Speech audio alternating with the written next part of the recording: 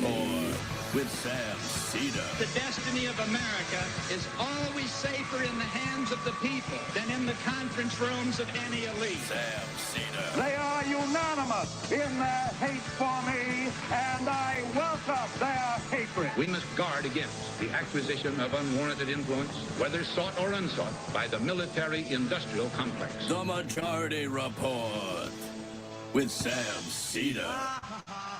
Ever get the feeling you've been cheated?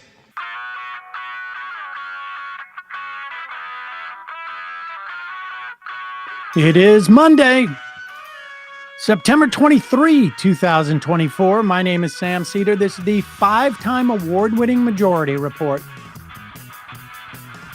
We are broadcasting live steps from the industrially ravaged Gowanus Canal in the heartland of America, downtown Brooklyn, USA. On the program today, Rob Larson, professor of economics at Tacoma Community College, author of Mastering the Universe, The Obscene Wealth of the Ruling Class, what they do with their money and why you should hate them even more. Also on the program today, Israel bombs Lebanon in pursuit of de-escalation,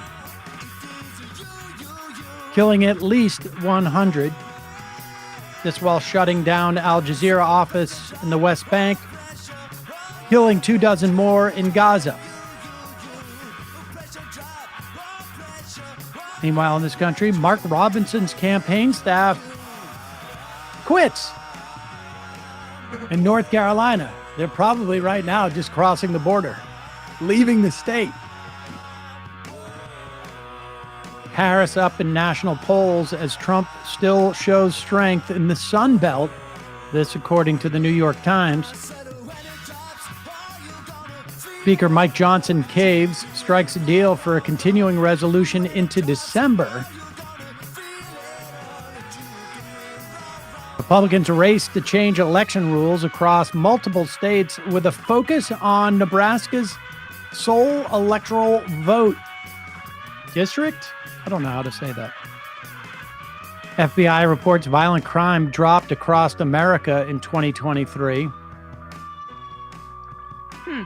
Harris, I know, shocking. Hate crimes are up, though. Harris to release new economic proposals. Trump vows to protect vaping. UN meets as NATO urges Biden to loosen reins on Ukraine. Elon Musk caves to Brazil as if they were, I don't know, some authoritarian country. Lula Livre. New York Police Department interim commissioners have been searched by the feds. And COVID tests are available again for free. This in the wake of the FDA announcing approval for a flu nasal vaccine. All this and more on today's Majority Report. A nasal flu vaccine is probably what it should be. Nasal flu. Ladies and gentlemen, it is Monday, isn't that right, Emma Vigeland? That is absolutely right. Hello, Sam. Oh, there you go. Thank you, Matt. I didn't have to do that personally myself. I trust everybody had a good weekend. Oh, yeah. Nice 3-day weekend. There you go. Matt's just recovered. All right, we got a lot to get to today, and let's get into it. We are now, what are we at now? 48 days? Less. We have less? We should have a little ticker like they do on the news, but on the news it's usually for whatever 7, 5, 12, copyrighted 42 days. Event. Right, 43, I think. Yeah. 43 days. Yep. We are also, we should say, a week and a day from the vice presidential debate, which I note because at the moment, there doesn't appear to be much that can impact the narrative between Trump and Harris this race outside of like outside events. And I'm not even convinced necessarily that that would be the case. If Israel seems to be hell-bent on igniting a broader regional war, and supposedly, I guess the company line on this is that they are escalating for the purposes of de-escalation.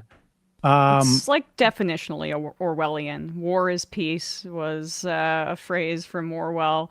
They're just copying that. And the Biden administration, by the way, is destroy the village to save it, Vietnam era too. Yes. Is laundering this nonsense. And but outside of that kind of event, I don't know what else is going to change the narrative of this election. And that is why you are seeing the Republicans begin to work exceedingly hard to change election laws, to change the shape of our electoral college even. We have a situation in Georgia. It is unclear. Courts are getting involved in this, but the Georgia State Election Board has tried to promulgate a rule, despite the fact that the entire Georgia government, including the state AG, has said this is illegal, to essentially hand count and slow the ballot counting in Georgia as a way of denying Harris an election day victory, to make sure that this is still in play. Remember, this is exactly how they tried to do the whole fake elector deal. And this board has basically been taken over by Trumpies. There are other places around the country where there have been attempts to sort of like change voting rules. Now, you'll recall, incidentally, the Supreme Court, I think it was in 2022, said that 9 months out from an Alabama election, that was going to take place in Alabama, was too close, despite the fact that it was found to be in violation of the Voting Rights Act. Well, that's all out the window. We're, 8 weeks out from now? 5 weeks out from the election. There is a push. There are 2 states in the country that have proportional or some form of proportional electoral college award. Most states are winner take all. Maine and Nebraska each have a congressional district that provides a separate electoral vote. And in Nebraska, there's an attempt to change it by, of course, the senator from Nebraska who's named Lindsey Graham. Wait, what? Go. What you're saying, though, if she's not good on these issues, why do you need to change the rules in Nebraska? I think Nebraska has been talking about this for years. It is a very close election. 63 days ago, Chuck Schumer led a coup to overthrow Joe Biden, and he's telling me or any other Republican what we should be doing. If they change the law in Nebraska, it won't be on the phone in the middle of the night. It will be through a democratic process. The entire federal delegation of Nebraska, House members and 2 senators, want this change. To my friends in Nebraska, that one electoral vote could be the difference between Harris being president or not, and she's a disaster for Nebraska and the world. I hear you calling it a coup. Of course, Democrats have the right to change who's at the top of their ticket. So does Nebraska. Very quickly, before we get to the Middle East, what do you think the chances are? What's the over-under that this change actually happens in Nebraska? 50-50, down to 2 people. Okay, let's go to the Middle East now. The U.S. All right, I like the fact that the host there then just turns it into like, well, this is really just about prognostication. I mean, handicapping. Yeah, exactly. The argument, they've been interested in changing this rule for years, but we're thinking about doing it 4 weeks out from a national presidential election. That's not as strong as it sounds. And waiting until Maine is out of session in their state legislature so they don't do the same thing. Well, that in fact was the deal. The Maine and Nebraska, Maine had basically announced if Nebraska does this, we're going to do it too and balance it out. In Maine, it's a blue state. The district that awards that single electoral vote votes red. Nebraska has the opposite. What they've done in Nebraska is wait for Maine to its legislature to recess. They have much tougher rules to get them back from recess. And now they are trying in Nebraska to get the 33 votes in the Senate to essentially override a filibuster in the Nebraska Senate. There are holdouts. Nobody knows how many holdouts there are. There's 4, 5, 6, unclear. One of whom is a former Democrat who switched to the Republican Party because he's anti-abortion. But apparently he also wants to for the mayor of Omaha. And which is Omaha, where this the Democratic votes would be concentrated, and where Biden was polling ahead of Trump in this single district, and Harris is also polling ahead of Trump. And this could be you got to get to 270, right? In theory, this could be the vote that wins it for Harris, right? Because if she wins Michigan, Pennsylvania, and Wisconsin, but loses all of the Sun Belt and North Carolina and Georgia, she'd be at 269.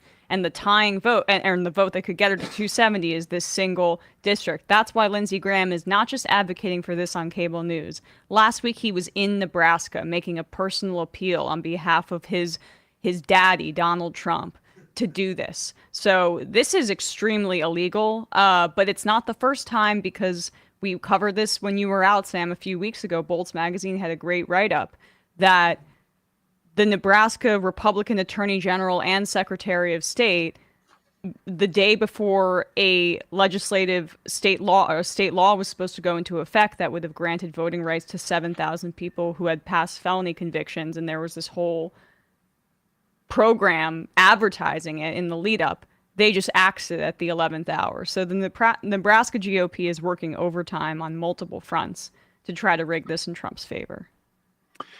This just, I think, is an opportune time to talk about the what we can glean from ground operations, because the polling is what the polling is. We're seeing Harris with a slight lead in many of the swing states, particularly in the Rust Belt, Pennsylvania, Michigan, Wisconsin. New York Times poll out showing Trump ahead in the Sun Belt states of Nevada, Georgia, and North Carolina. People take issue with that New York Times poll, but people take issue with a bunch of polls. Very difficult to assess from a polling perspective exactly where we are, outside of saying that Harris has what appears to be a small lead for whatever that's worth. If you look at the ground game, and this is something, I've mentioned and Emma has mentioned, it's really difficult to make an assessment of what's going on the ground, even after the fact. It's hard to read about these things and get a full picture. However, the only thing that keeps resonating for me is that Turning Points USA did the ground game in the 2022, I think it was, and they were all in for Kari Lake, and that did not seem to help in Arizona. But this story out of the AP, and again, take this with a grain of salt, but it is interesting.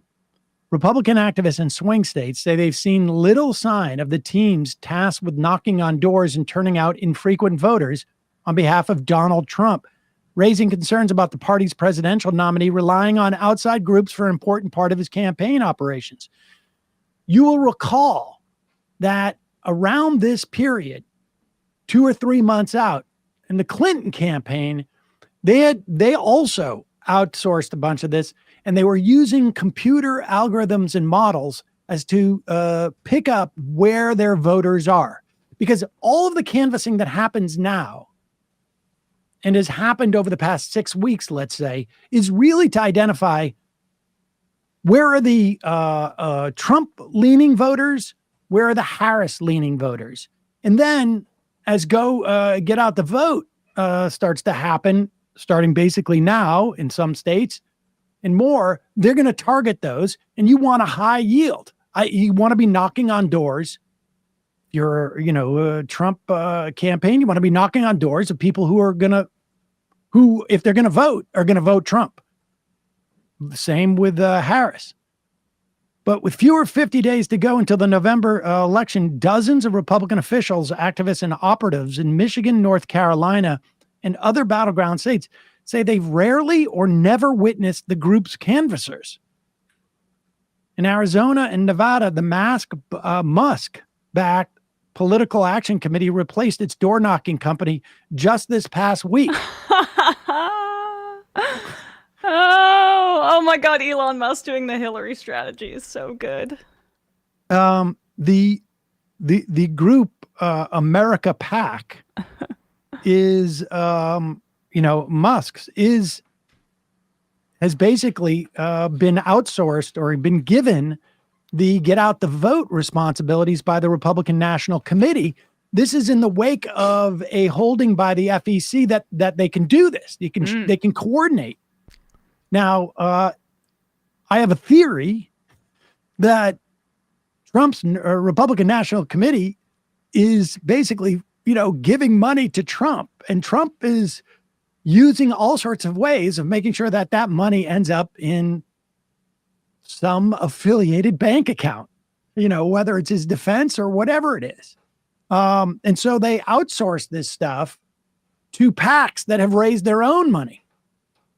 Spokesperson for the PAC paid canvassers, PAC said canvassers were in Michigan, as well as Arizona, Georgia, Nevada, North Carolina, Pennsylvania, and Wisconsin. Spokesperson declined to say how many canvasses there were across the states. Now, that is also atypical, unless you're trying to not tip anybody off that we've got so many you wouldn't believe. Well, maybe they're automated. Maybe, the technology is right around the corner. The self-automated we have AI canvases. Door knocking. Please invest. Now, Megan Reckling, a Republican canvassing firm owner in Michigan, so she has incentive to complain about this because she wants to be hired more, said she spotted 2 America PAC canvassers Tuesday in Oakland County, identifiable in blue polo shirts emblazoned with America. They were working an area that Reckling's own data showed to be one with low propensity voters, she said. Now, that we know is a big part of the Trump campaign strategy. They do better with people who did not vote in 2018 and 2020 and 2022. If you voted in only one of those elections, you're more inclined to vote for Donald Trump. And these are the type of voters they're targeting with the WWE stuff. But they're hard to get people to vote for the first time is a difficult thing. Trump aides say the campaign has estimated 30,000 volunteer captains who are identifying less likely voters at a local level. I don't buy that. I'm sorry. I don't believe it. Campaign political director James Blair also estimates close to 2,500 paid canvassers, with America PAC making up a significant chunk.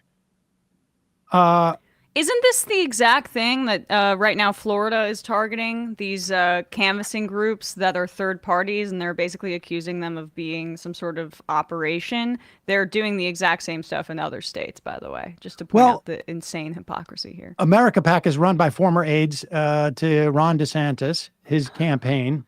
Yes. The Trump team is also sharing responsibility of reaching less frequent voters with groups that include Turning Point USA, led by Charlie Kirk, and they got all those people to January 6th in those buses. So yeah, exactly. Ralph Reed. But I don't know how many, Christian conservative voters are out there that haven't voted in the past. Part of the reason the campaign's move was a result of this FEC ruling. As I said, Harris's outreach on the ground in 7 states is being led by campaign paid staff, a number the campaign puts at nearly 2,200 in more than 328 offices. Campaign ads say that groups affiliated with labor organizations were canvassing independent of the campaign. That helps. I mean, we will see, but I'm always leery of outsourcing what is probably the most important job in terms of getting the vote out. But the campaign staff is far more accountable than a PAC that is basically designed. You know, the PACs for Harris are buying all the ads. That's where people get rich. Right. Canvassers is what you want to be spending your money on. You don't want any middlemen involved in that deal, but we'll see. All right. We're going to take a quick break in a moment. Rob Larson, professor of economics at Tacoma Community College, author of Mastering the Universe, The Obscene Wealth of the Ruling Class, What They Do with Their Money, and Why You Should Hate Them Even More, will be here with us in just a moment. First, just want to say that obviously a little bit of tense. It's a tense season right now as we wait for the election. One of the ways that I relax is, of course, by taking a nap every day when I get home. And now is the best napping season of the year, as far as I'm concerned. And my sheets, however, I will say, they're cool every day of the year. Why? Because they're made with viscose. Viscose is 100%, it's from bamboo, and it is temperature regulating. And I want to thank Cozy Earth for sponsoring this episode. You can unlock an exclusive discount of up to 40% using the code Majority Report at cozyearth.com/Majority Report. You will feel the difference with Cozy Earth's best-selling bamboo sheet set, again, made from 100% premium viscose. These sheets are uniquely soft. They are uniquely breathable. And all Cozy Earth bedding products come with a 100-night sleep trial. If you're not completely in love, return it for a full refund. Also, Cozy Earth has the women's stretch knit long sleeve bamboo pajama set. It's a timeless classic. It is perfected at Cozy Earth. A soft stretch knit features enhanced breathability, a luxurious drape. Lightweight set sleeps degrees cooler than cotton to keep your body temperature just right throughout the night. And of course, Cozy Earth has the men's stretch knit bamboo pajama pant. Say goodbye to night sweats with these breathable, temperature regulating bamboo viscose pajama pants. I'm sorry, I just do underwear. However, sometimes I'll get up in the morning, I'll put on my new Cozy Earth hoodie, which is absolutely the best. Cozy Earth sheets are breathable, so you'll sleep several degrees cooler. They have a durable weave fabric that won't pill, guaranteed for 10 years. The ultimate ingredient for a luxurious sleep is softness. Cozy Earth youth of only the best fabrics and textiles enhances that. Cozy Earth prides itself on being responsible for the production of all of its products, and Cozy Earth bedding and bath products have a 10-year warranty. That's how much they believe in. Honestly, all of these products that I've tried, the towels, the bath mats, the hoodie, the joggers, the sheets have been fantastic. And I don't know, maybe the pajama PJs are just kicking around for me. But your peace of mind matters. Make a wise choice this election season. Embrace the comfort of Cozy Earth. Feel the difference. Go to cozyearth.com/Majority Report. Use the code Majority Report for an exclusive discount of up to 40% off. You get a post-purchase survey. If you get one, say you heard about Cozy Earth from the Majority Report. Put a link in the podcast and YouTube description.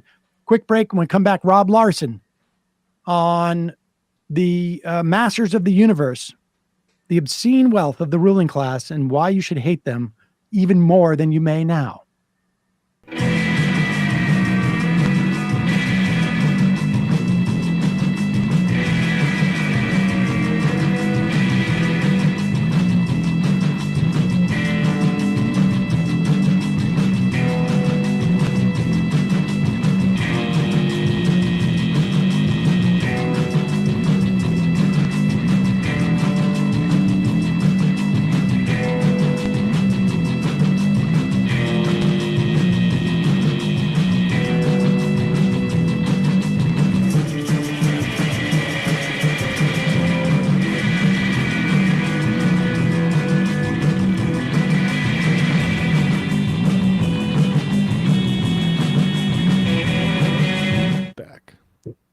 We are back. Sam Seder, Emma Vigeland on the Majority Report. Want to welcome to the program Rob Larson, professor of economics at Tacoma Community College, author of Mastering the Universe, The Obscene Wealth of the Ruling Class, What They Do with Their Money, and Why You Should Hate Them Even More.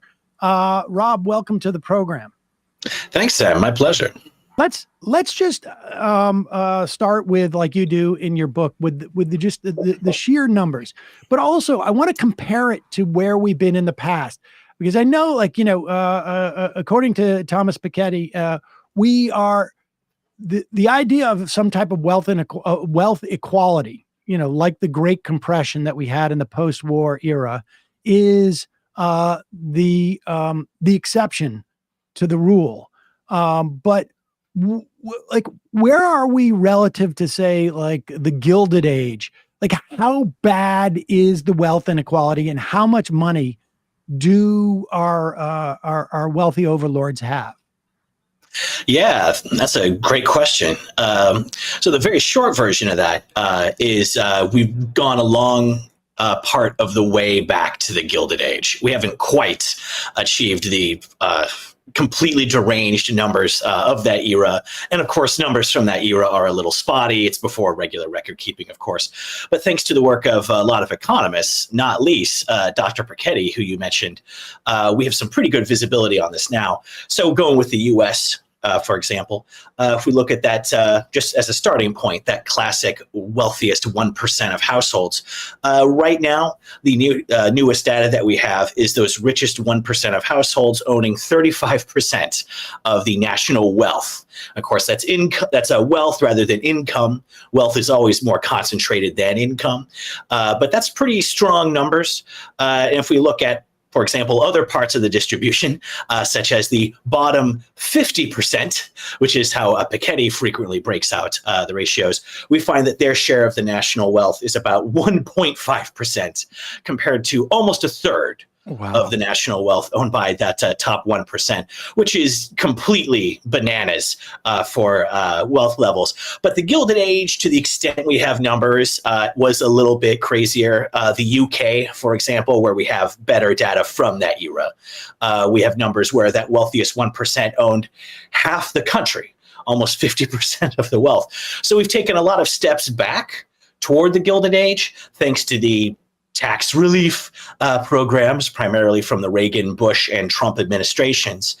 So that Great Compression, as you referred to, is definitely in the rearview mirror. Incidentally, the numbers I rely on in the book for these questions of the numerical concentration of all this money, I mostly get it from the WID. That's the World Inequality Database. People should definitely take a look at their website. It's really fun, great data visualization. They have a separate page for almost every country in the world. Piketty is one of the economists who's in that consortium, but pretty ugly numbers regardless. Do you have a sense of like the 0.1%?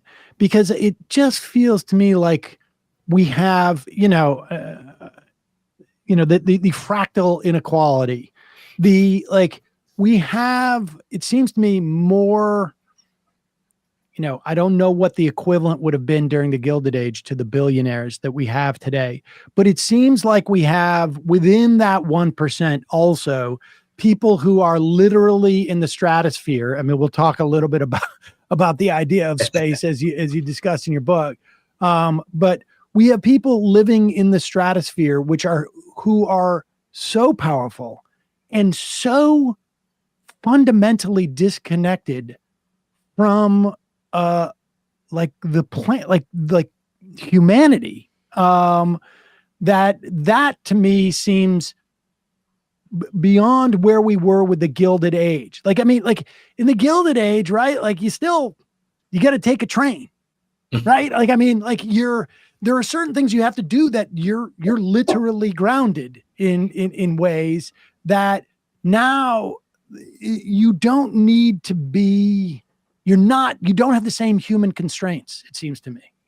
Yeah, that's an interesting point because, you had people who are definitely as egomaniacal as today's billionaires, but at the same time, and of course, going by purchasing power, the wealth of the big mega millionaires of the Gilded Age, like Rockefeller and Carnegie and the human J.P. Morgan, not the bank. It's comparable in its buying power to today's billionaires. Obviously, we've had inflation and so on since then, so it is comparable. But it is interesting because, after all, those earlier figures, though, it was the early Industrial Revolution. And yeah, as you said, you might have a fancier private train car, but you are still on the train.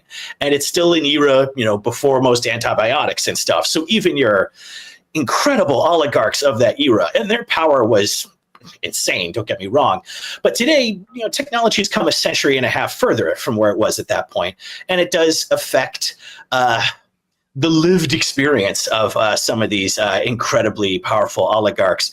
And the disconnectedness you mentioned is something I like to talk about a lot, in the lifestyle chapter of the book, just looking at the daily reality for people with this kind of money. The disconnectedness, I think, comes from a couple aspects. I mean, just the first one is, remember, you look at families this wealthy, obviously you own your own home. You don't have a mortgage. You own your home and you own multiple grand homes.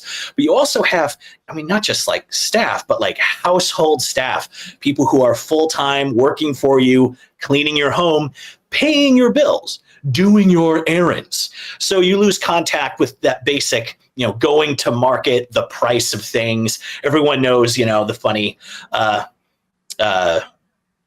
Lucille Bluth meme. Exactly. Yeah. Thank you. You got there first. The Lucille Bluth meme where she's wondering at the price of basic grocery commodities. So there's that piece of it. But the thing I always remind people of too is once you're in a wealth echelon of this level, you're going to have a bunch of people around you, paid or your friends, and they're all going to kiss your ass all the time. Because you're very wealthy and maybe also very powerful, and you don't want to get disinvited to the big yacht vacation or the white party or whatever fun social, heinous ruling class ice cream socials that you're going to. And what it means is everyone around you wants something from you. They tell you you're great. No one tells you you're an idiot. I always just tell my students, just think what that does to your ability to connect to reality. If no one tells you you're stupid for like a year, you will lose contact with reality.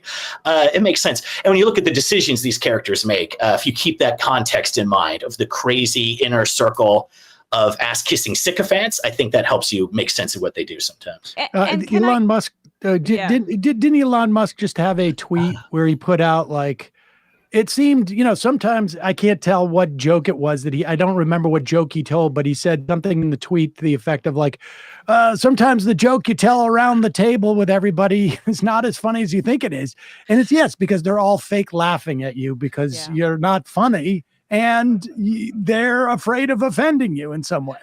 Yeah, exactly. I think, Musk really is a case unto himself for the just nakedly pitiful, desperate psychology a lot of these members of the ruling class.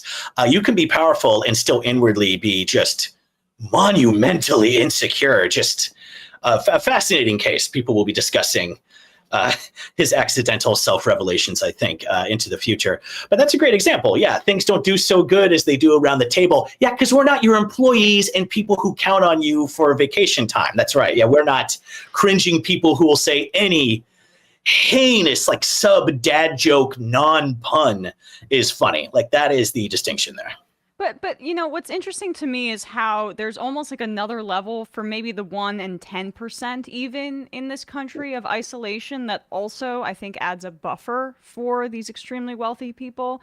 Like if you're in the top 10%, you also are now increasingly probably using services like Uber Eats or DoorDash or things that are your groceries getting delivered to your home, where those tasks are done by somebody who is a low-wage worker, maybe an immigrant who doesn't have documentation fully, or you're likely in suburbia. You're likely in your own little fiefdom in your, $800,000 a year house, or and you're reading true crime, or you're reading or listening to the local news about how dangerous the city that you're 30 to 40 minutes away from is. Like there's that other class beneath the very wealthy that I also think is experiencing a degree of isolation from community that only reinforces that strata above it.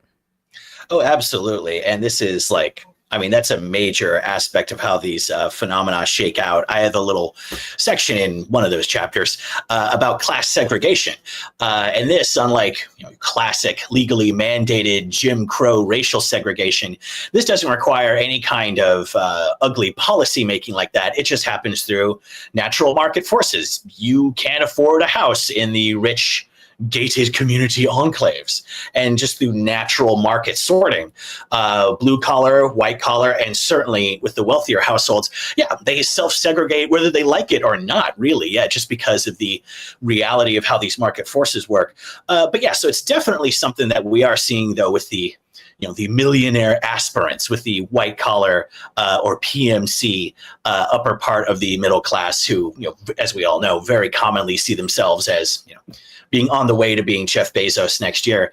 But that segregation, though, is important. And I mentioned this elsewhere in the book. If you look at marketing, pitching products to these wealthiest households, going back to those very wealthy ones, there is no word more commonly used in high-end marketing than exclusive. This is an exclusive resort and an exclusive event, and you'll take your private jet to a private resort where your private chef will serve you food in your private spa. The ability to segregate yourself from other people, and from wall to wall too, and even things we might like to avoid, like the big, crowd trying to board commercial flights. That's half the reason these people say they buy private planes, is so they can segregate themselves further from the unpleasantness of being a regular middle class person.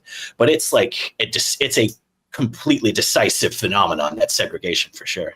And that purchasing power. I mean, what's interesting is for instance, it will create a fake representation. I mean, you'll hear that the marketplace is democratic in some fashion, but the reality is that the number of people, for instance, who watch CNBC or watch Fox Business News is probably less in any given hour than actually watches this show over the course of 24 hours. I mean, we're just a YouTube show, but they are geared towards a very specific demographic of extremely wealthy people. And so the ad sales that they get there is not a function of the Nielsen ratings or whatever. However, it is a function of, it's okay if we only have 10,000 people, because what we're selling them on any given day is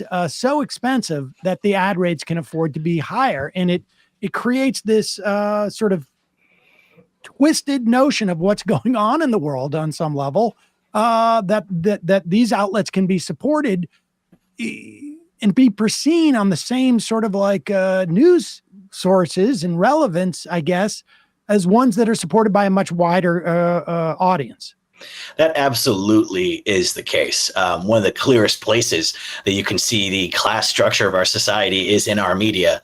And I'm an economist, so I'm obliged to read the Wall Street Journal, which is, a very good newspaper. It's geared towards, investors and executives and, economists and managers and stock analysts and stuff like that. And the Wall Street Journal is a very high circulation paper.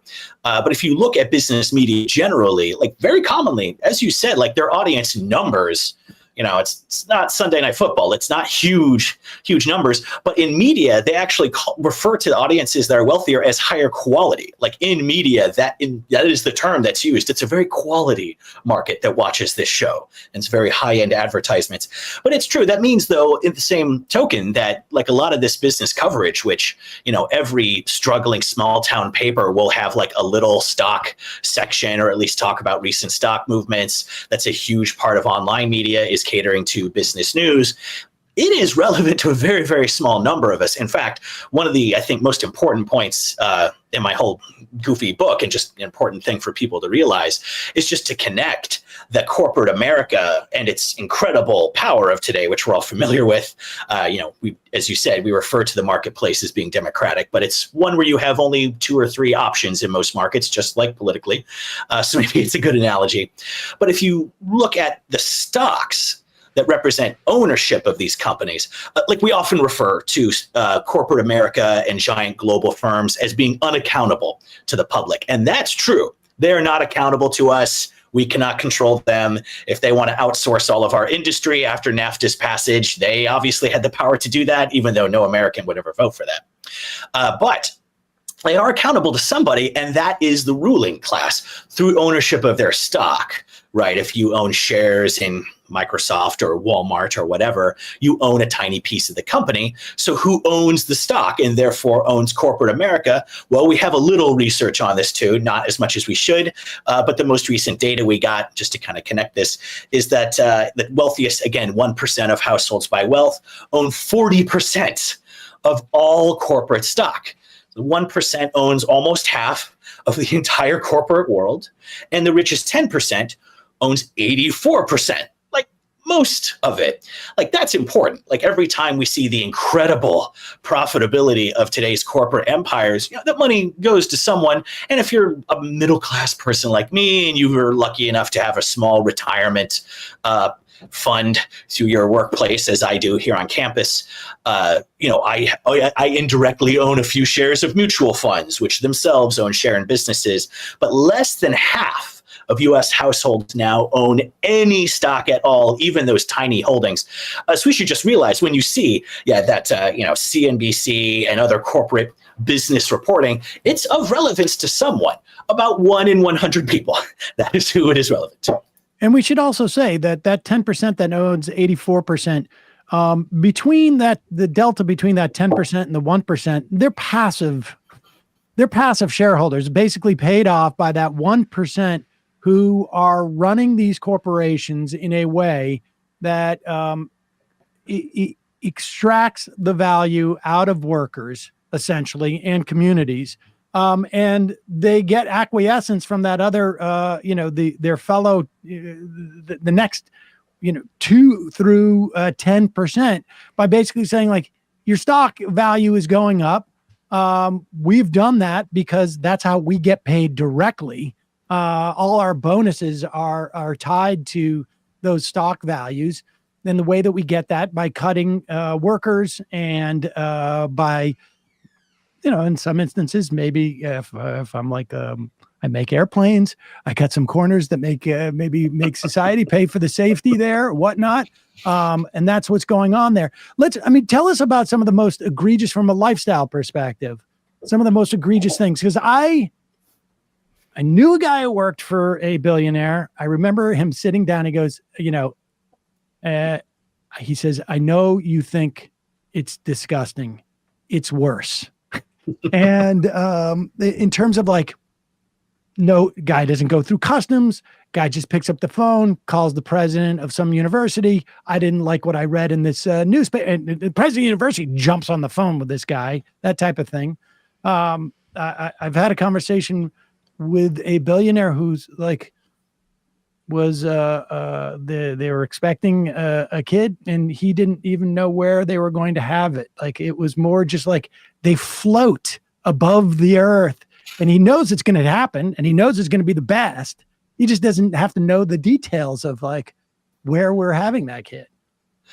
Yeah, the level of, like, freedom on that level, just like freedom from daily anxiety that we experience in the working and middle classes all the time. As soon as you get sick in America, it's, or get pregnant, will I be able to manage the medical care associated with this? Will the insurance company that belongs to wealthy people decide to pay my claim? So yeah, that is a big part of their lifestyle, is just this utter freedom that is pretty annoying, frankly, because, we all deserve a significant amount of freedom. I actually wrote a whole book about this years ago, Capitalism versus Freedom. People can take a look at that. But that freedom aspect is really annoying.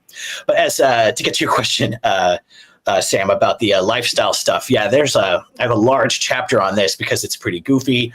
There's a lot of stuff we can turn to. Real estate is always one that people want to talk about. Again, for working class people, like, your whole economic life revolves around your relationship to your primary residence. Can you make rent? Today's stratospheric rents. Landlords have lost their damn minds. Can you afford the rent?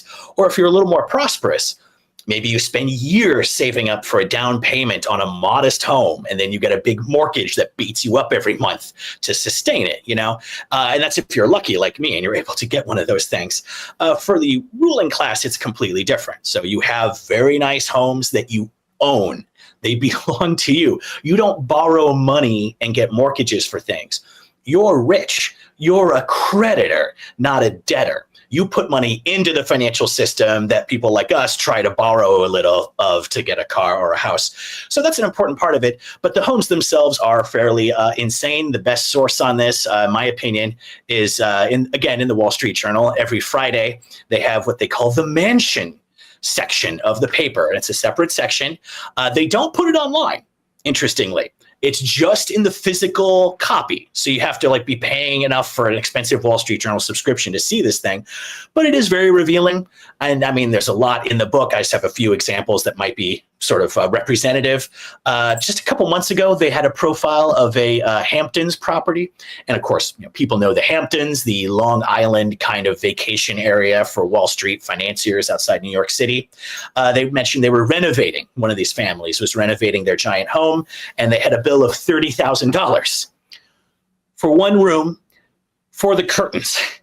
It's just I'm sure it's a very nice window treatment, but $30,000. I mean, that's for the curtains only. Yeah, just the curtains, just for the window treatment. I'm sure it's very lovely. But I mean, for most of us, that's like a car and a half. That's like a existential amount of money for like a middle-class person. Another one, they were looking at a very large Los Angeles estate. And this is just quoting them here to give you a flavor of it. They said the estate has 40 rooms, or 60 if you included the servants' quarters and the walk-in silver, fur, and wine vaults in the basement. That's interesting. And you have a lot of stuff related to the real estate too. That's kind of fun. Favorite story of mine that's in the book is a recounting of a 1950s socialite up on the Upper East Side of Manhattan, of course, where the old money is considered to be in that city. And it mentions the source I had mentions that this Manhattanite would send her butler back to Long Island, back to the Hamptons every week to dig up soil for her Pekingese peaches to poop on, because she preferred that soil, we're told. This is the kind of thing you can do if you have more money than you will miss if you waste it on things. And it's interesting stuff. I mean, the real estate we can go on with quite a bit. We mentioned somewhere else in the book that a number of more progressive jurisdictions like London and New York City have started requiring property developers, when they put up new residential buildings, they're mostly high end because that's where the most profitable sales are when you have a wealthy ruling class that's this loaded. But these jurisdictions started requiring developers, they required them to start having some affordable units, which are relatively affordable, way below market rate units. But the developers, forced to do this, accepted it, but they realized they didn't want working class people going and mingling with the high end tenants. So if you go into one of these buildings, there's a very beautiful entrance, and there's a doorman and a big glassy lobby with lots of light, and there's a concierge. But if you're living in one of those affordable units, you don't go through that door. Yeah, you go through the other door. And if you look at the photos of these, they're like utilitarian, off-white corridors, ugly fluorescent light. There's cameras and a sign saying, if you destroy property, we're videotaping you. And the term in the real estate industry for these separate entrances is poor doors. So if you live in one of these cities and you have an affordable unit, you will enter through the poor doors. I just remember this some write-up in The Guardian, if I recall correctly, and they were just talking to someone who's just a real estate agent. And she said that the two doors are so that the two social strata don't have to meet. That's the quote. It's like, this is the lifestyle. It's like segregation, and then there's the insane luxury on top of that. Let's talk about what, I mean, aside from it being grotesque, what is the expense to society to have people who have this much money relative to the rest of us and the commensurate political power that comes with it I mean, these people are so, some of these people are so out of touch. I just remember, I still remember, like, even during the run up to the 08 election, a longtime fan of the program told me that she was at an event and Robert Rubin came and sat down next to her. It was for like a theater. And he was complaining about how much the traffic was, how trafficky it was. And that he had gotten on the phone in the back of his car and called the mayor's office to complain about the traffic. And she's like, where were you? And he's like, well, I don't know. Like, he didn't even know. He couldn't even tell the mayor's office where the traffic was because he's so uninvested in, he knows that he's going to be taken to where he's supposed to go. He doesn't need to even know in New York City, like, where he is at any given point. But aside from that, like, what is the cost associated in having people with such outsized power and wealth? Yeah, well, there definitely are real costs. And that Rubin episode, like, is indicative of one of them. I mean, you have a ruling class that's just completely disconnected. And of course, if you're going to complain about traffic, it's best if you can do it in a story that indicates you weren't even driving in the traffic.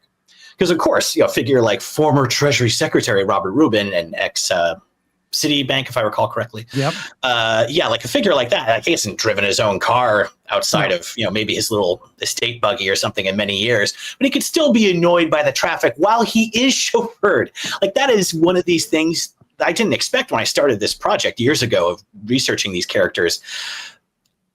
Amazing how rich you can be and still make yourself miserable. And Musk, maybe exhibit A on that, but figures like this, like, how much wealth are you going to have to take and ruin in the course of ruining society before you'll finally be content? Yes, I'm driven everywhere. Oh, but it takes so long because other poor people are driving and it's inconveniencing me.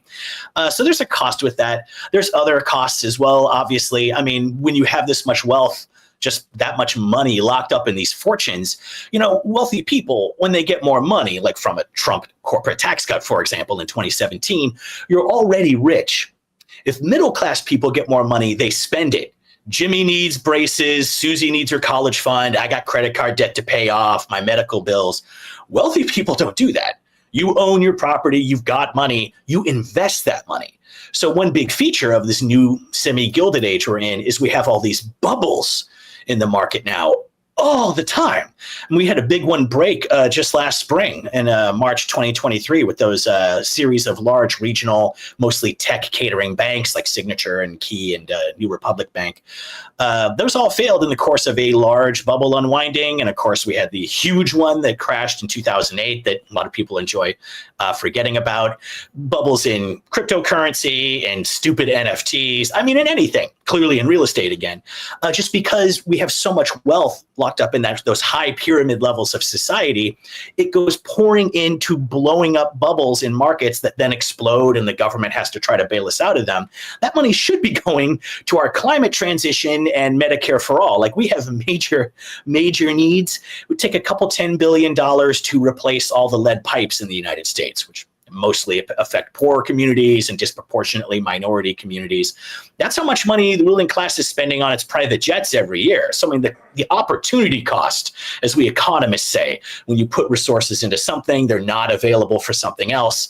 Every one of these guys' ruling class pastimes is money that could have gone to a policy of global social uplift that we really, really need. And to connect to that further, too, I could say I have a chapter in the book on climate-related issues, and we may want to talk about that. But the environmental footprint of these rich households is just breathtaking. So the costs are very extensive. And it's something that's it's hard to get media to focus on, of course, because, again, media are, with very important exceptions like this show, most media are commercial property. They're part of one or another corporate empire, or they belong directly to some billionaire like Twitter or the Washington Post. And so it's hard to get these realistic assessments of the cost of these oligarchs through when they control most of the information machine, of course. And they fundamentally have outsized political power and can change. I mean, one of the ones I harp on is sort of the Gates Foundation and the way they completely screwed up our education system for, going on decades now, just simply because the guy had the money and a whim, essentially. And then 10 years later, his own, the Rand Corporation had to tell him that, no, that was a huge mistake. We should have listened to teachers in the first place. I mean, how often does this happen? How often does it supplant things like, SpaceX being the is going to help rescue those astronauts in some way from Boeing's failures, and how much does Elon Musk's ability with all his billions to literally derail high-speed rail in parts of the country, or transportation, public transportation initiatives? I mean, this goes on and on and on. Or just in the news today, we're going to play a clip of Donald Trump saying the Adelsons have, told him move the embassy to Jerusalem, move, give us the Golan Heights. I mean, yeah, we could be in a war within a couple of weeks as a function of these things. That is actually a great way of putting it. I didn't think about that, but yeah, the late Sheldon and Miriam Adelson's stratospheric gambling wealth and their monomaniacal fixation on Israel and its territorial aggrandizement. You guys have had great coverage of Israel-Gaza, and as that now spirals into much larger wars, it looks like that's actually, you probably could not have a better instance of that. I mean, not that the Adelsons are the only thing driving U.S.-Israel policy, but specific crazy provocations. Yeah, above all, moving that embassy to Jerusalem, which just makes no sense for 50 reasons, but it makes sense for one big reason, and that's the checking account of Miriam Adelson. Though the power of these figures is pretty stunning, and Bill Gates, as you said, is a great instance of that. I talk about Gates quite a bit. I want to mention, though, the work of the heroic journalist Tim Schwab, who has a great book on the Gates Foundation, and especially how much it funds media, which is unbelievably extensive, and how very, very rarely media ever disclose that funding relationship, even when they're reporting on Gates or his foundation. I mean, NPR, The Guardian, most of the American national press take money in some form from the foundation or one of its, entities. And the disclosure, which is itself is completely inadequate. They shouldn't be taking this funding in general. But the disclosure sometimes only happens later when a journalist like Tim bothers them. But their power is incredible. And as you said, it's like watching private SpaceX supplanting NASA. They still get NASA's budget. It's just some right-wing corporate scumbag gets to decide what the policies will be. Watching, Bill Gates and many other billionaires. Ever since Carnegie, one of their biggest desires is to control the schools. And this part of the reason why Carnegie funded them was that it gave them a lot of influence over the public schools in the U.S. of this era. But now public schools are too independent, apparently, for the ruling class. And so we have this huge, amazingly funded drive to get every politician from Trump to Obama to support charter schools, and where, again, it's public money paying for them. But we no longer control the curriculum and what is taught. That's decided by either the religious entity that funds the school or the billionaire that funds the school. And Gates and a number of others are really high on this. But it shows all of this, remember, is considered philanthropy, which is so offensive. Like a lot of ruling class, that is how the ruling class is justified now, is they use their money for good. And They do philanthropy, and they give money to, in Carnegie's era, it was endowing museums. With Rockefeller, it was always giving money to churches.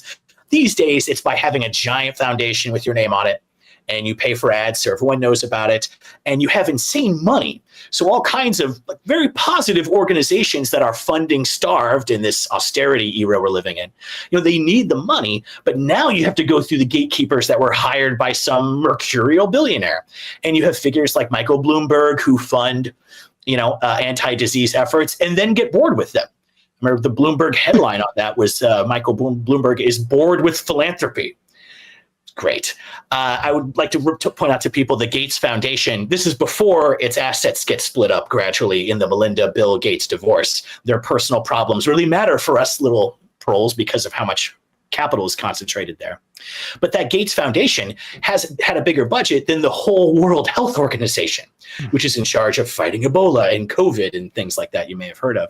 So like their stratospheric wealth concentration, it means less money for public services, and therefore their own right-wing entities, their ruling class property can step into that breach, not filling the need, but giving them more power over society. And I would just say it does work. If you look at just something as simple as the Wikipedia entry for Gates or Rockefeller or the like, it'll say businessman and philanthropist. That is what it will say. Can you talk a little bit about the purposes of those foundations in terms of evading taxes? Like, I mean, that's primarily what they're for, but it also, I think, as you're saying, feeds the ego of some of these really wealthy people where they can dictate where their money is going as opposed to it more, broadly going to the public good via taxes. Yeah, the tax evasion angle is a large part of it. And that's, of course, part of this huge effort. I mean, there are few things that the wealthy care about more than reducing their tax burden. They still want to use a disproportionate amount of public services, of course. They're the ones, remember, that own the corporate empires. And it's hard for Amazon to make money without roads that some public schmucks like us had to pay for them to deliver their products very quickly. Like these guys rely on the literate workforce that we pay to educate. So they want to vacuum up the public services with their giant corporate sprawling firms, but they don't want to pay for that. And that's why we have things like the Panama Papers that show us the unbelievable lengths that the wealth management consultant industry has worked out for the ruling class to hide their wealth from the ludicrous iniquities of the income tax. But foundations play a big role in that. They're tax exempt almost wall to wall, which means it's a way to indeed preserve your wealth and not just do all the power mongering that these philanthropies do that we were just talking about, but also to pass those resources on to their kids' generation. It'll be you'll be Junior's foundation soon, and he'll have those assets there, and he'll maintain that. It's that's pretty major. But also, you just mentioned, Emma, the ego aspect to this, which sometimes it's easy for us when we're looking at how problematic rich philanthropy is to miss that. The ego stroking aspect of this is monumental. There's a figure I refer to in the book. I forget his name just at this moment. I don't have it in front of me. But it's a figure who made a large fortune in the United States and started funding African NGOs to work on all of Africa's major social and economic problems. Most of them are caused by the colonial era and the debt trap that we've left them in. But putting all of that aside, he'll fund these things, and he's very open about it. I have a results-based philanthropy model because I'm way better than any philanthropist. My ego is even bigger than someone with white savior complex. I'm also fixing philanthropy, which is a broken model, I've decided.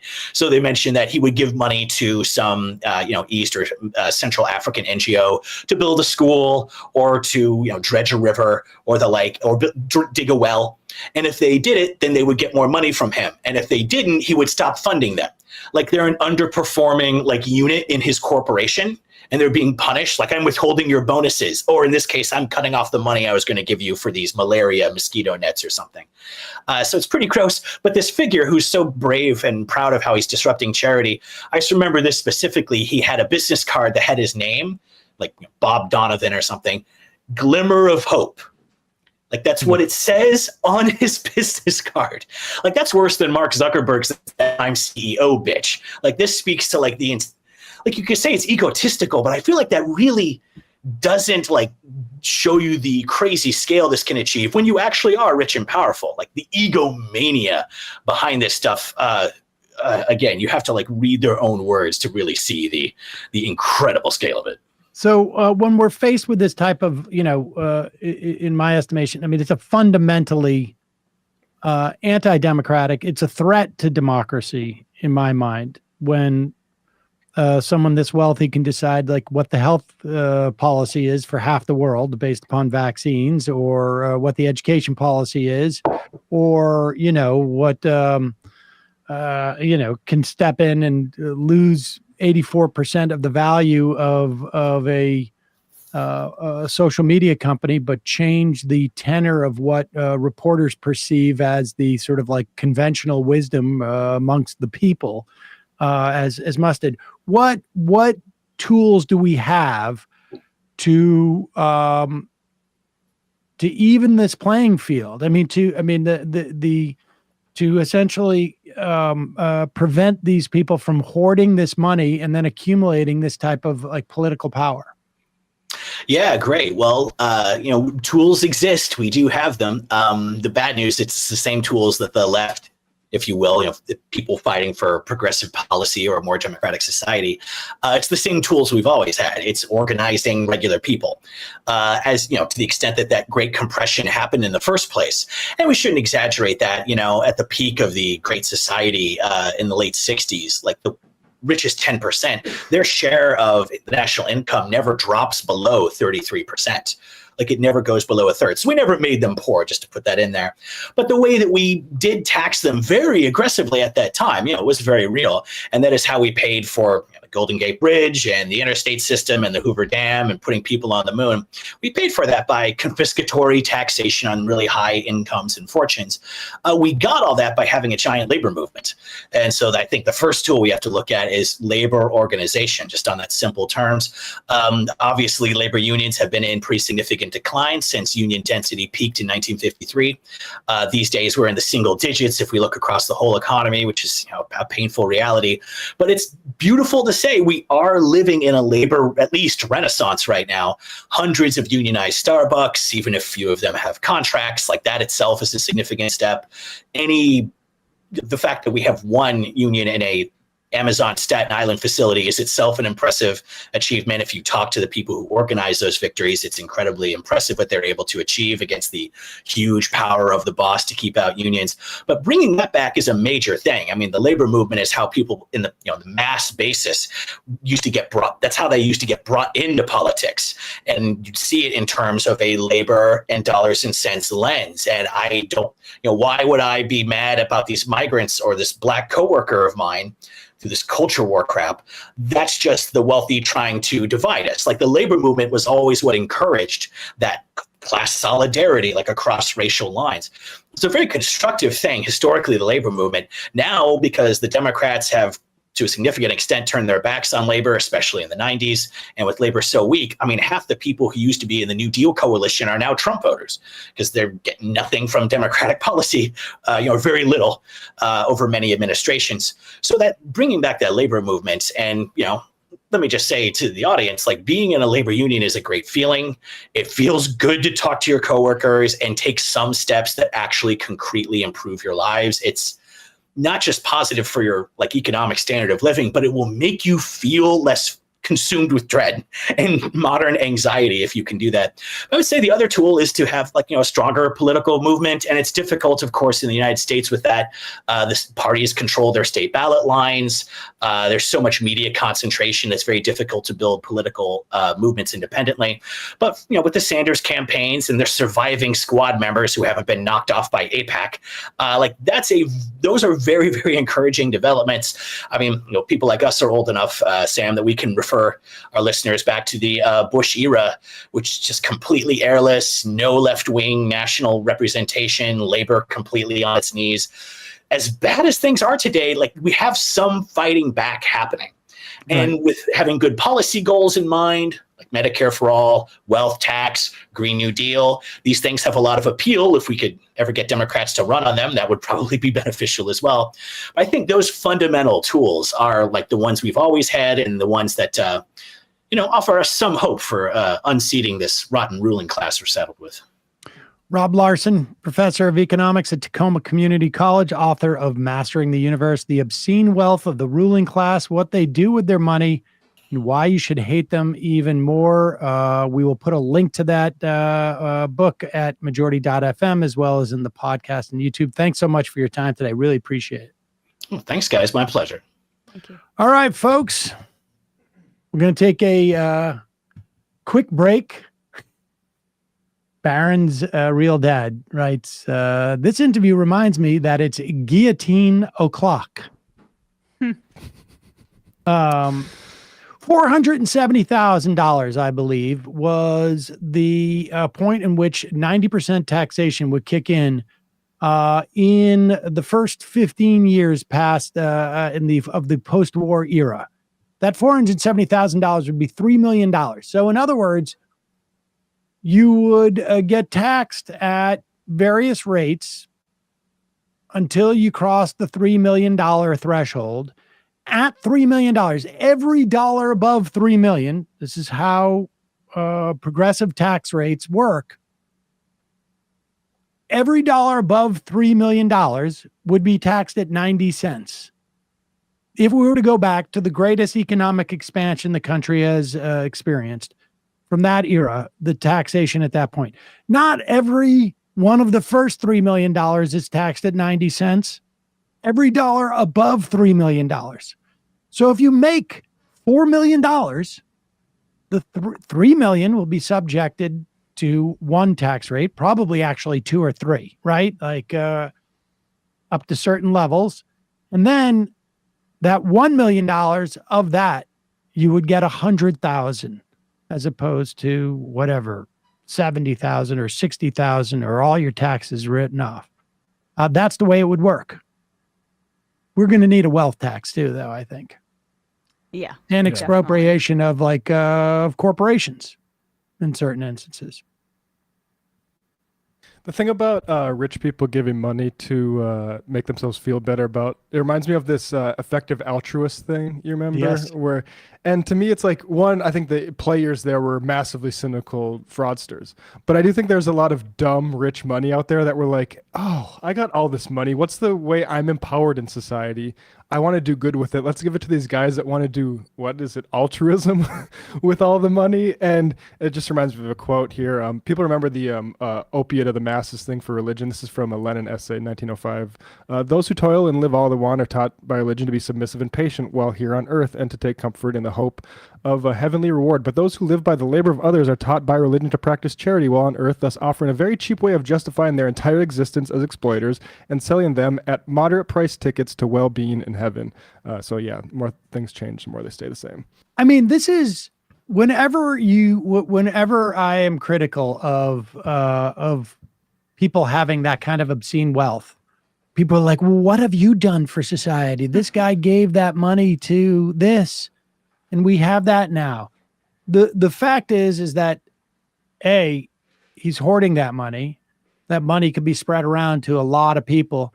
But also, why does that person get to decide within the context of a democracy how major changes to policy happen? And invariably, they get it wrong because they have so little input from people who are not just interested in getting themselves wealthy. The people who are going to be attracted to that money are there because they are trying to get themselves wealthy in the first place by coddling up to the people who have the most amount of money there. I mean, that's just that obvious. money should be going to social services and not for some like gala in like Cipriani's for like child arthritis or something like that. The show's anti-job creator, apparently. Yeah. And by the way, I think that literally happened on a Real Housewives episode. So they have some insane charities on there where you can get a glimpse in. Like one was homeless, not toothless, where dentists fix unhoused people's teeth. But they were still homeless, and this charity was supposedly a big deal on one of the house. Like, that's what that reminds me of when I hear all of this. PragerU is a tax-deductible nonprofit. Oh, my God. All right, folks. Just a reminder, it's your support that makes this show possible. You can become a member at jointhemajority.report.com. When you do, you not only get the free show free of commercials, but you also get the fun half. And you can IM the fun half with the use of our app. You allow this show to survive and thrive. JoinTheMajorityReport.com. Also, don't forget, JustCoffee.coop. You can buy some of the Majority Report blend coffee there. You can also find single origin coffees. You can find the WTF coffee if you want. But it's a co-op, and they're great movement partners. They're great. They're great in terms of the way they treat their suppliers. Check them out, justcoffee.coop. Emma, ESVN. Today we'll be recapping, I guess, a little of the WNBA playoffs too, but primarily the week 3 in the NFL. So youtube.com/ESVN show for that. In Left Reckoning, I had talked to Montana comrades Alessandra and Naomi about tenant organizing in Montana because, surprise, even the giant empty states are having a housing and a shelter crisis out there, and also about organizing and people along environmental lines. So check that out. Patreon.com/Left Reckoning. That is exclusive for patrons until we release it for everybody. All right, folks. See you in the fun half. You are in for it. All right, folks. 646-257-3920. See you in the fun half. Are you ready?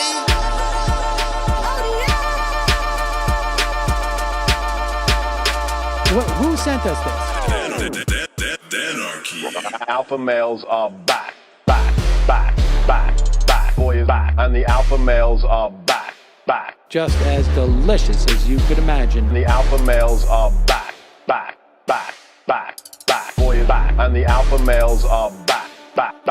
Just want to degrade the white man. Alpha males are back. I take all of it in my throat. Alpha males are back. Snowflakes has what? The alpha males are back. You are a madman. And the alpha males are back. Oh no, Sam Seder! What a fucking nightmare! Bring back DJ Danner. Yeah, or a couple of them. Just put them in rotation. DJ Danner. Well, the problem with those is they're like 45 seconds long, so I don't know if they're enough of a break. That's fucking nonsense.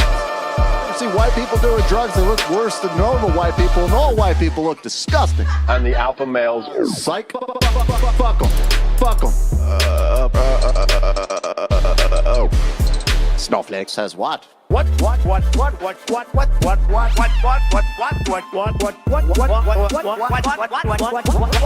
Snowflake says what?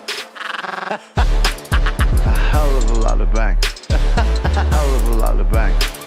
A hell of a lot of bank. Okay, I'm making stupid money. Hell of a lot of bank. A hell of a lot of bank. All lives matter. Have you tried doing an impression on a college campus?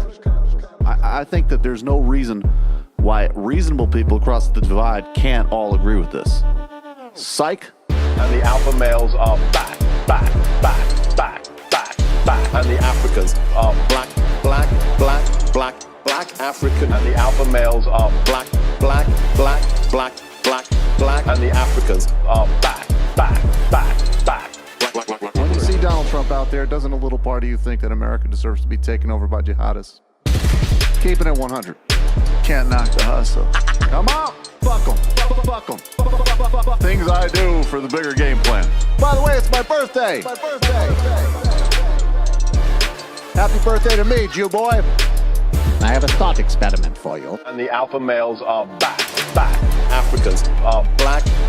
Alpha males are black. Africans are back. Come on. Come on. Someone needs to pay the price for blasphemy around here. I am a total pussy.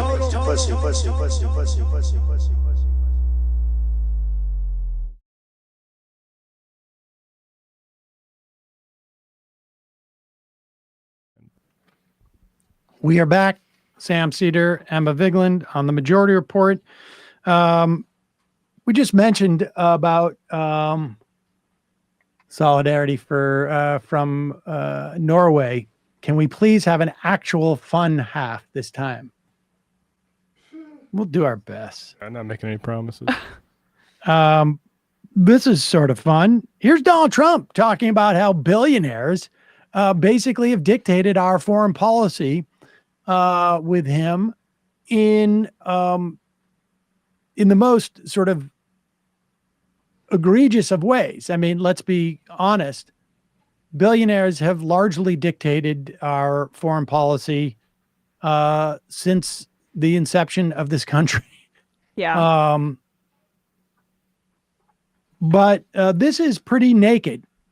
this isn't really just billionaires. It's just a billionaire who decided that the United States should support Israel moving its, or I should say, basically signing off on Jerusalem becoming Israel's capital as recognized by the U.S. And of course, and more, which in many ways led the predicate for a lot of what we've seen today. Now, that doesn't mean that Joe Biden couldn't have inhibited Israel. We have the purse strings, as it were. But here is Donald Trump speaking to and other things. The Israeli American Council last week. We heard it, and too bad. But we did do the Abraham Accords and other things, but I would have even preferred to do this. We would have had something done. Just as I promised, I recognized Israel's eternal capital and opened the American embassy in Jerusalem. Jerusalem became the capital. I also recognized Israeli sovereignty over the Golan Heights. You know, Miriam and Sheldon would come into the White House probably almost more than anybody outside of people that work there. And they were always after, and as soon as I'd give them something, always for Israel. As soon as I'd give them something, they'd want something else. I said, give me a couple of weeks, will you please? But I gave them the Golan Heights, and they never even asked for it. You know, for 72 years, they've been trying to do the Golan Heights, right? And even Sheldon didn't have the nerve. But I said, you know what? I said to David Friedman, give me a quick lesson, like 5 minutes or less on the Golan Heights. And he did. And I said, let's do it. We got it done in about 15 minutes, right? Sick. What does it mean, get it done? Illegally annexing territory that is the rightful home for people that have been living there their whole life? Who do we got to tell that will do this? But talk about the just enormous corruption associated with this. Can I read you some quotes from his 2016 campaign? Part of the beauty is that I'm very rich. So if I need $600 million, I can put up $600 million myself. It's a huge advantage. I don't need anybody's money. This is another quote. It's nice. I don't need anybody's money. I'm using my own money. I'm not using donors. I don't care. I'm really rich. You know the nice part about me, I don't need anybody's money. He kept claiming he was self-funding his campaign. We know that that's not true. But the point is that now he's just basically nakedly, with his tongue out, asking for pro-Israel money. How many frickin' Israel fundraisers has he done in the past 2 months? Like, this is what, the third or fourth that we know about that he's given public remarks for? Well, all right. To be fair, he's not going over, he's not exclusively soliciting just pro-Israel money. He's also soliciting pro-crypto money. And aggressively so, which, makes total sense. You think about why is J.D. Vance on that ticket? It is because of the money that he knew was coming with J.D. Vance's nomination from Peter Thiel and Andreessen and what's the other guy, Andreessen's partner? Horowitz? I don't Horowitz know. And Calacanis and Sachs and all those guys. David Sachs and Musk, for that matter. And here is Donald Trump lapping up more of that crypto money. Here he is doing is this an industrial video, a promotional video with Brian Kilmeade on Fox News? It's like it's a long. They bill it as an actual news segment? Yes. Okay. They cover a few different subjects. I wasn't sure if it was just like one of those private industrials that they play at like a Bitcoin conference. Go ahead. Right. I don't even get it. Do you understand what you bought hamburgers? Well, I did. I bought a hamburger with Bitcoin. They said it was the first purchase ever made, I guess, of a hamburger or something. And now look, I'm a believer in staying at the top. This is a hot thing. And rather than giving it to China, like the AI stuff, artificial intelligence, China's going crazy about it. They're also going crazy on Bitcoin and cryptocurrency. And I do understand it. I think it's going to be a very hot industry, and it already. I don't even. It really is a hot industry. He doesn't even know the fake line about it's supposed to be a currency. But he gives away the game where it's like, this is hot. This is like, this is a commodity. A hot A lot commodity. of suckers here. A lot of suckers.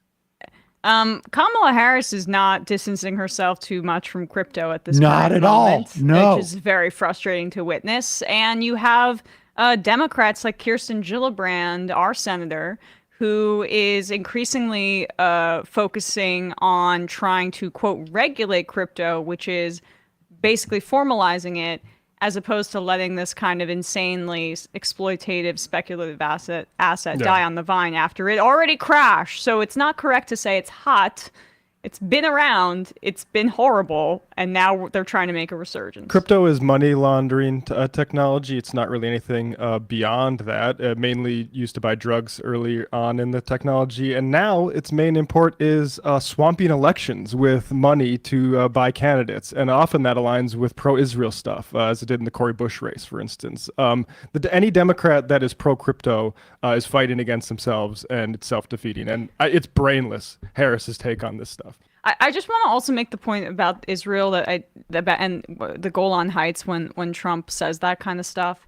Like, it's not just that the moving the embassy to Jerusalem and the Abraham Accords paved the way for the October 7th and Israel's genocide in Gaza right now.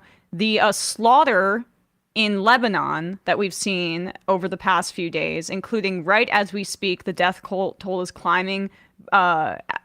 And children and women are included in this. I mean, it's over 200, well over as we speak. The Golan Heights, that was a major escalation with Lebanon, and Israel at this very moment is attempting to, while they say it's fighting Iranian-backed proxies with Hezbollah, they're trying to push their way even further north and expand their territory in that way. And they're begging Hezbollah to respond. So you can thank Trump for setting the groundwork for that as well. Let's go to the IMs. Industrial Military. Hey, y'all, I just want to say I've really grown to love the newer MR crew. Who's the newer? Hey, that's not fair. Crypto is also used to purchase CSAM. We have so many reasons to use guillotines now. I think I'm going to create a startup, says poor aficionado. Sickles and Dynamo. Let's wait to talk shit on Kamala until after the election. I mean, I think people are capable of Yes. I like to think our audience is adult enough to understand that you are voting for a flawed candidate, not necessarily flawed as a political matter, strictly, electorally speaking, but in terms of policy, like there's a lot of reason to worry that we're going to get some of the worst policies from the Obama administration, or some iteration of that with Harris. And the